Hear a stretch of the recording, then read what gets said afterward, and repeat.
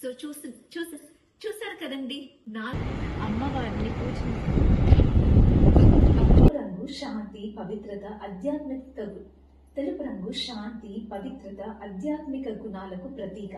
అమ్మవారికి ఈ రోజు కీర, సేమియా పాయసం, బెల్లం, కొబ్బరివి వంటివి ప్రసాద్.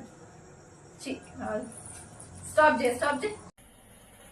అందరికీ నమస్కారం.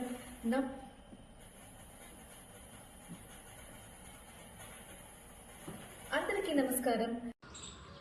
అమ్మవారి రూపం భయంకరంగా కనిపించిన భక్తులకు అమ్మవారికి ఈ రోజు ఎరుపు రంగు చీరలో అలంకరిస్తారు.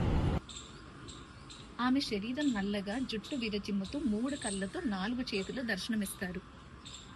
అమ్మవారికి ఈ రోజు పింక్ కలర్ చీరలో పూజింపబడు. అమ్మవారికి ఈ రోజు పింక్ కలర్ చీరతో అలంకరింపజేస్తారు. పింక్ కలర్ ప్రేమ. ఎందుకు నవ్వుతున్నావే? అంటారా, గులాబీ అంటారా, తెలుగు ఇంగ్లీష్ మిక్స్ అట్లా అన్నమాట. అందుకే అన్ని తెలుగు. చూసారు కదండి, 2వ రోజు విశేషాలు ఇలానే చూస్తుండండి.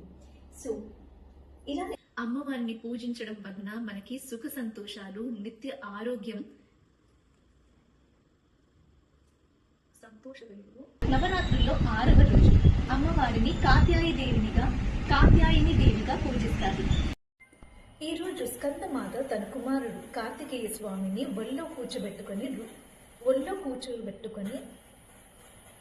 తన కుమారుడు కార్తికేయ స్వామిని ఒళ్ళో కూర్చోబెట్టుకొని ఉన్న ఆకారంలో మనకి దర్శనమిస్తారు. చూస్తూనే ఉండండి నా channel. Please subscribe to my channel, like and share. Thank you.